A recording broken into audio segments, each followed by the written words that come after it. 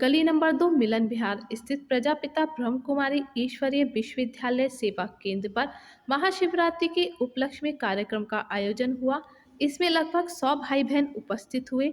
इस पावन एवं पुनीत अवसर पर सर्वप्रथम जॉन इंचार्ज आशा दीदी के साथ साथ सेंटर इंचार्ज सुमित्रा दीदी एवं निर्दोष दीदी संग उपस्थित श्रद्धालुओं ने देवों के देव महादेव की पूजा आराधना की। तत्पश्चात आशा दीदी, निर्दोष दीदी और सुमित्रा दीदी द्वारा महाशिवरात्रि के पावन पर्व को मनाए जाने के बारे में विस्तार से जानकारी दी। इस अवसर पर विशेष अतिथि में के मिश्रा और संदीप जैन तथा आशा दीदी द्वारा स्मृति चिन्ह देकर आशीर्वाद दिया गया। कार्यक्रम में आत्मा परमात्मा और शिवरात्रि के रहस्य पर प्रकाश डालते हुए बताया गया कि आत्मा के 7 गुण होते हैं और शक्ति और शांति हमारे अंदर मौजूद है। हमें कहीं बाहर खोजने की जरूरत नहीं है। प्रवचनों के पश्चात अतिथियों द्वारा अपने अपने विचार रखे गए और शिव का झंडा फहराया गया।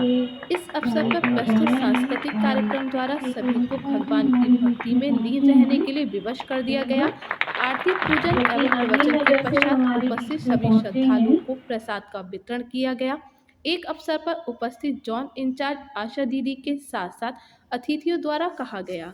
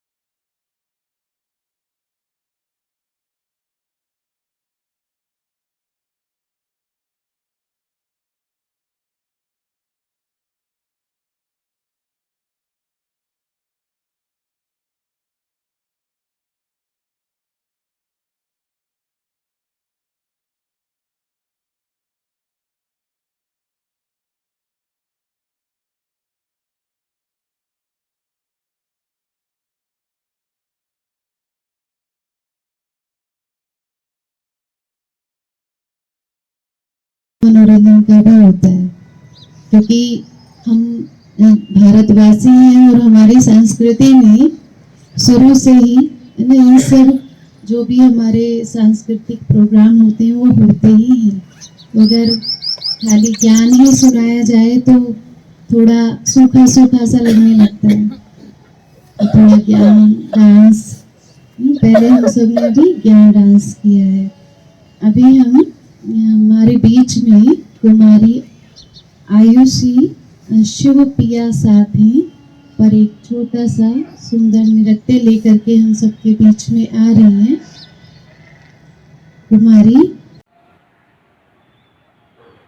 उसकी शिव जयंती कहो, शिवरात्रि कहो, उसके उपलक्ष्य में हम सभी आज यहाँ एकत्रित हुए हैं। ऐसा शायद ही कोई होगा जो परमात्मा को याद ना करता हो। सभी आत्माएं अपने अपने तरीके से याद करती हैं, लेकिन सही पहचान नहीं है। तो वो परम पिता परमात्मा जो सर्वोच्च है, सर्व आत्माओं के पिता हैं, वो हम सब बच्चों को जो हमको ज्ञान दिया, तो वो हमको सबको कहते हैं कि बच्चे तुम भी सर्व आत्माओं को मेरा संदेश दो, सही पहचान कराओ, तब उनका ज्ञान नेत्र खुले। तो आप देखिए, भारत हमारा एक आध्यात्म प्रधान देश रहा है। इसमें जितने भी त्योहार भारत देश में हमारे मनाए जाते हैं, शायद ही कहीं और मनाए जाते हैं। तो उस परम पिता परमात्मा को सभी याद करते हैं। तो परमात्मा कौन है? याद तो सब करते हैं, लेकिन जिसको भी याद किया जाता है उसकी पहचान भी होनी जरूरी है ना। तो इसलिए वो परमात्मा है कौन? तो परमात्मा वो है जिसके अंदर 3 विशेषताएं हैं: अजन्मा, अकर्ता, अभोक्ता और सर्वमय। तो वो परम पिता परमात्मा ही है, शिव है। तो वो सर्वोच्च है, हम सभी आत्माओं के पिता हैं। तो वो परमात्मा, आज लोग उसको याद तो कर रहे हैं लेकिन जानकारी नहीं है। आप देखिए, जिस भी तरीके से कोई देवताओं को परमात्मा मानता, कोई हनुमान को मानता, कोई राम को मानता, कोई गणेश को मानता, लेकिन फिर भी कहते हैं परमात्मा एक है।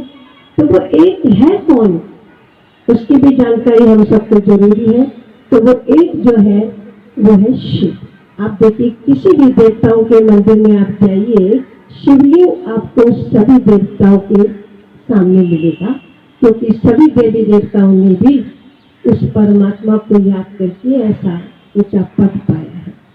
तो अब वर्तमान समय परमात्मा हम सभी मनुष्यात्माओं को ये ज्ञान दे रहे हैं कि अब तक जो माना उसका रिजल्ट हम देख रहे हैं, और अब जो परमात्मा स्वयं आकर के हमको ज्ञान दे रहा है उसको जान करके जो मानेंगे, फिर ये देखिए अपनी बुद्धि से कि क्या राइट है क्या रॉन्ग है। शंकर को लोग भगवान मान रहे हैं, देखिए शंकर को, शिव शंकर में अंतर है। शंकर को तपस्या करते हुए दिखाते हैं, ध्यान में बैठे हुए दिखाते हैं, माला का जाप करते हुए दिखाते हैं। तो यदि वो भगवान है तो वो किसके ध्यान में बैठे हैं? तो क्लियर है कि इससे भी ऊंचा कोई और है। तो वो कौन है? वो शंकर से भी ऊंचा वो परमात्मा शिव है। तो शिव कहते हैं कि बच्चे, शंकर तो मेरा बच्चा है और हम सब भी शिव के बच्चे हैं। तो फिर शंकर हमारा कौन? वो परमात्मा की संतान शंकर भी है, हम सभी भी हैं। तो वो हमारे प्रकार से कहे कि वरिष्ठ भाई है। उसने उसकी इतनी आराधना की है, इतनी पूजा की है कि उसने उसका टाइटल लोगों ने उसको दे दिया। लेकिन परमात्मा उससे भी श्रेष्ठ है, उससे भी उच्च है। तो कोने, भारत के किसी भी कोने से किसी भी कोने तक आप चले जाइए, हर जगह उस परमात्मा की ही पूजा होती है। और परमात्मा का नाम शरीर पर नहीं, हम सब मनुष्यात्माओं के नाम हमने शरीर लिया है, क्योंकि अभी बताया ना, अजन्मा अशरीरी परमात्मा है। तो परमात्मा का नाम है लेकिन शरीर नहीं, जबकि नाम शरीर पर पड़ता है। हम सभी आत्माओं के नाम शरीर पर है, परमात्मा का शरीर नहीं, फिर भी उसका नाम है शिव। तो परमात्मा के जितने भी नाम है सब गुणवाचक और कर्तव्यवाचक नाम। जीवात्माओं के नाम तो है शांति, लेकिन है अंदर अशांति। नाम है लक्ष्मी नारायण और है वास्तव में दरिद्र नारायण, मतलब अपोजिशन है। लेकिन परमात्मा के जितने भी नाम है, जैसे रामेश्वरम, मैंने राम का भी ईश्वर, कृष्ण का भी ईश्वर, हर जगह उसको याद करते हैं। तो इसीलिए परमात्मा सर्वात्मक ईश्वर, मुक्ति देने वाला, सब याद तो कर रहे हैं ना, क्योंकि दुख को, हमारे दुखों को दूर करने वाला है, लिबरेट करने वाला है दुखों से। तो इसलिए सभी उसको दुख में याद करते हैं और पहचाने और अपने जीवन को श्रेष्ठ बनाए। परमात्मा कोई घर बार छोड़ने के लिए हमें नहीं कहता है, वो कहता है बच्चे घर गृहस्थ में रहते हुए तुम बच्चे चलते फिरते उठते बैठते मुझे याद करो। मेरे लिए कोई समाधि या प्राणायाम करने की जरूरत नहीं है। जैसे एक बच्चा अपने पिता को हर कर्म करते हुए याद करता है, उसके लिए कोई आराधना या कोई आरती या कुछ नहीं करता, तो इसी प्रकार से हम सब भी उसके बच्चे हैं। वो कहता है सिर्फ 9 बच्चों को ज्ञान दे रहा है, नॉलेज दे रहा है, जो अब तक ये सुनते आए कि परमात्मा ने जब अकल बांटी तो कहाँ चले गए थे। तो इस समय परमात्मा यहाँ आकर के हम बच्चों को अकल माना समझ माना ज्ञान हम सब बच्चों को दे रहे हैं। लेकिन जो बच्चे प्राप्त कर लेते हैं, उसको जान जाते हैं, उनका जीवन सफल हो जाता है। तो परमात्मा आने वाली नई दुनिया की स्थापना करा रहे हैं। हम सब बच्चों को उस नई सृष्टि में चलने के लिए तैयारी भी करा रहे हैं कि बच्चे इस दुनिया में रहते हुए अपने अंदर से उन 5 विकारों को, जिन्होंने तुम्हारी आत्मा को मैला बना दिया, उसको मेरे साथ कनेक्शन जोड़ करके या अपनी आत्मा को स्वच्छ बनाओ और अपने आराम से अपने घर, जब क्योंकि जैसे हम आए थे पवित्र बन के, और पवित्र बन के ये आत्मा इस अपने घर जाएगी, और सभी एक ही जगह से आए हैं उसके पास से, और सभी को वहीं जाना है। तो वहां जाने के लिए 2 ऑप्शन परमात्मा ने कहा कि बच्चे, एक तो धर्मराजपुरी की सजा और एक है परमात्मा की याद। तो अब ये आपके ऊपर डिपेंड है कि आप कौन सा रास्ता चॉइस करते हैं, कि परमात्मा को याद करके अपनी आत्मा को स्वच्छ बनाएंगे या धर्मराजपुरी की सजा खाना मंजूर है। ये तो परमात्मा कहते हैं जज योर सेल्फ।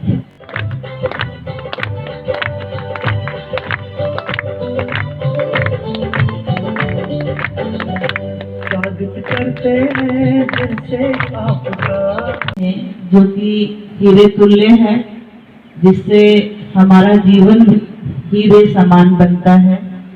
कहा जाता है कि मनुष्य का जन्म हीरे तुल्य है। तो जब परमात्मा शिव इस सृष्टि पर अवतरित होते हैं और जब हम उनको पहचान लेते हैं और उनकी शरण में आते हैं, वो हमें अपना बच्चा बना लेते हैं, तो हमारा जीवन कौड़ी से हीरे मिसल बनने लगता है। तो अभी 1 मार्च को शिवरात्रि है और हम सभी शिवरात्रि मनाएंगे। उसी के उपलक्ष्य में आज का ये प्रोग्राम भी रखा गया है। तो वास्तव में शिव कौन है, ये हमें जानना जरूरी है, क्योंकि हम सभी भगवान को मानते हैं। ऐसा कोई भी संसार में व्यक्ति नहीं है जो भगवान को नहीं मानता हो। हम सभी भी मानते हैं, लेकिन कहीं ना कहीं जानने में कमी रह जाती है, भगवान को जानते नहीं हैं, क्योंकि इसके लिए बहुत सारी लोगों की धारणाएं हैं, अलग अलग मान्यताएं हैं, जिसके कारण से हम मानते हैं। लेकिन जब परमात्मा आते हैं तो वो अपनी हमें वास्तविक पहचान देते हैं। और परमात्मा ने गीता में भी कहा है कि मुझे मेरे द्वारा ही जाना जाता है। तो 1937 में निराकार परमात्मा शिव ने साकार ब्रह्मा के तन में प्रवेश किया, अवतरण हुए, और इस वर्ष हम 86वीं शिवरात्रि मना रहे हैं। तो परमात्मा को आए हुए बहुत लंबा समय इस सृष्टि पर हो चुका है। हम सभी अभी यही मानते हैं कि भगवान आएंगे, लेकिन ऐसा बिल्कुल भी नहीं है। भगवान तो आ चुके हैं। जैसे कि गीता में लिखा है कि जब जब धर्म की ग्लानि होती है, पाप बढ़ते हैं, तो मैं आता हूँ। तो अभी हमारी आदरणीय शील दीदी ने इसके ऊपर बहुत अच्छा स्पष्ट किया, कलयुग की सारी निशानियां भी बताई, और वो समय चल रहा है, भगवान आ गए हैं। तो परमात्मा एक विशेष कार्य के लिए इस सृष्टि पर आते हैं। वैसे तो हर किसी को आज भगवान की जरूरत है, आवश्यकता है, और वैसे भी ये कलयुग चल रहा है, कलयुग का भी अंत है, कलयुग की घोर रात्रि का समय है। तो परमात्मा आते हैं सतयुग की स्थापना करने के लिए। जैसे कि रात के बाद दिन निश्चित है, ऐसे ही कलयुग के बाद सतयुग निश्चित है। तो हमारे आदरणीय दीदियां एवं मेरे भाइयों, आदरणीय जोशी जी के माध्यम से, आदरणीय विक्रम जी के माध्यम से बहुत सारा प्यार और आशीर्वाद आदरणीय संदीप जैन जी के माध्यम से मुझे मिला, और आज इस पावन पर्व पर मुझे आपके बीच में उपस्थित होने का अवसर मिला। श्रद्धेय दीदी आशा दीदी का विशेष आशीर्वाद पिछले कई वर्षों से मेरे ऊपर है, और भगवान शिव से आज प्रार्थना भी करता हूँ कि जीवन पर्यंत उनका आशीर्वाद मेरे साथ रहे। भगवान शिव का आज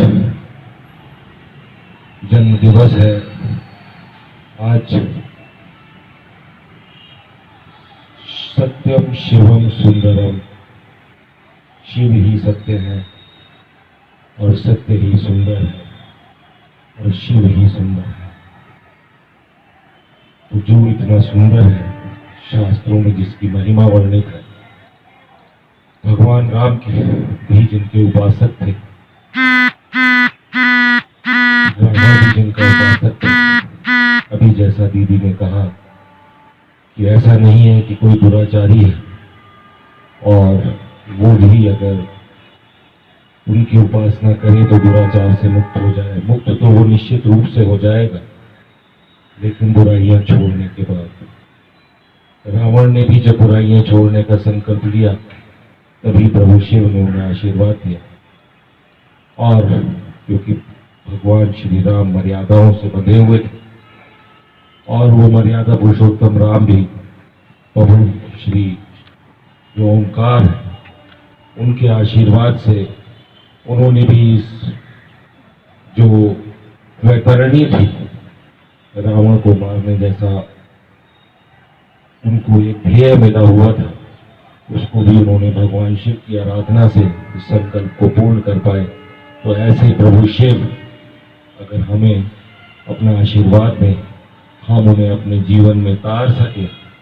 और जैसा अभी दीदी ने कहा कि अपना पिता समझ सके। जनक तो हमारे घर पे हैं, लेकिन हमारे जो पिता है परम पिता परमेश्वर, जो परमात्मा का जिसका हम एक अंश है, ऐसे उस परम पिता परमात्मा को अपना ध्येय बना सके, अपनी किसी भी बुराई को त्याग कर से और उनकी शरण में जा सकें, तो निश्चित रूप से हम ये पाएंगे कि हमने आज उनके जन्म दिवस पर उनका आशीर्वाद लिया और आशीर्वाद हमें जीवन पर्यंत उनका हमारे साथ रहे।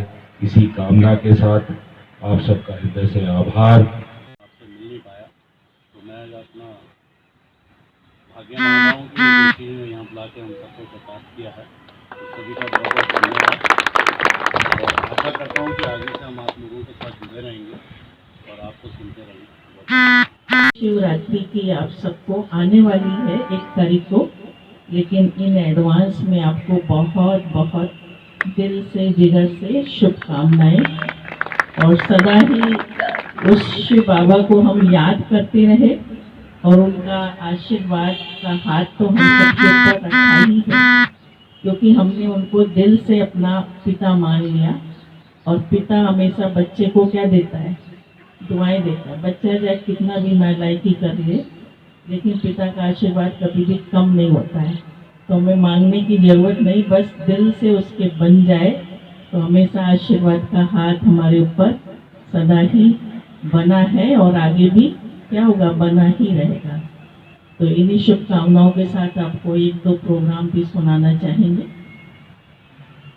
27 तारीख को नया मुरादाबाद जो अपना आश्रम है, वहाँ पर हम लोग शिवरात्रि मनाएंगे और शिव बाबा का झंडा भी लहराया जाएगा। तो 8 बजे प्रोग्राम रखा है। और साथ साथ 28 तारीख को हम ब्रह्मा कुमारी संस्था की ओर से हम लोगों ने बहुत समय से प्रयास किया था कि मुरादाबाद में ब्रह्मा कुमारी चौक बने। तो बुद्ध बाजार का जो चौराहा है उसको ब्रह्मा कुमारी चौक के नाम से बनाया गया है, लेकिन उसका विधिवत उद्घाटन नहीं किया गया था क्योंकि मेयर साहब भी बाहर थे और हम भी बाहर गए थे। तो 28 तारीख को सुबह 8-7 आप लोग 7:30 बजे पहुंचेगा, मेयर साहब 8 बजे पहुंचेंगे। तो उस चौराहे का विधिवत हम उद्घाटन भी करेंगे और साथ साथ शिव बाबा का झंडा भी लहराएंगे। और 1 तारीख अपनी शिवरात्रि है, तो सिविल लाइन में बाबा का झंडा लहराएंगे और साथ साथ सिविल लाइन का सेंटर जो खरीदा गया है, अब उसको तोड़ के बनवाया जा रहा है, तो उसका भूमि पूजन का भी कार्यक्रम है। तो आप सबको निमंत्रण देते हुए मुझे खुशी हो रही है कि बहुत जल्दी बाबा का स्थान बनेगा और हम सब एक साथ उसमें बहुत बड़ा हॉल भी बनवाएंगे, एक साथ बैठ करके भगवान को याद भी करेंगे और साथ साथ कोई भी कार्यक्रम होगा तो हमें इधर उधर नहीं जाना पड़ेगा, बाबा के स्थान पे हम वो कार्यक्रम कर सकेंगे। तो ये सब प्रोग्राम है। और आपको पुनः शिवरात्रि की बहुत बहुत शुभ बधाई। आदरणीय संदीप भाई जी को ईश्वरीय सौगात दीदी ने अभी भेंट की है और अभी भ्राता के मिश्रा जी को भी ईश्वरीय सौगात शिव बाबा के घर से दी जा रही है और इसके साथ साथ आपके लिए बहुत बहुत शुभकामनाएं भी है और बहुत बड़ा आशीर्वाद है कि आप अपने लक्ष्य में कामयाब हो। और आज कहाँ पर आए थे आप? संदीप कुमार जी जी मार्को एक्सपोर्ट प्राइवेट लिमिटेड। जी सर, आज कहाँ पर आए थे और क्या संदेश लिया है आपने आज? सर्वप्रथम बाबा को वंदन और आज झंडा दिवस पे आप लोगों ने हमें आमंत्रित किया, उसके लिए बहुत बहुत धन्यवाद और आशा करता हूँ कि सभी दीदियों को इसी तरह अपना आशीर्वाद हमें देते रहेंगे। बहुत बहुत धन्यवाद। आज अपनी तरफ से क्या संदेश देना चाहेंगे समस्त जनमानस को? इस तरह की शांति और सुखद यदि वातावरण रहेगा तो देश में बहुत ज़्यादा उन्नति का मार्ग प्रशस्त होगा और सभी लोग इस संस्था से जुड़े, ये मेरी भावना है, यही चाहता हूँ।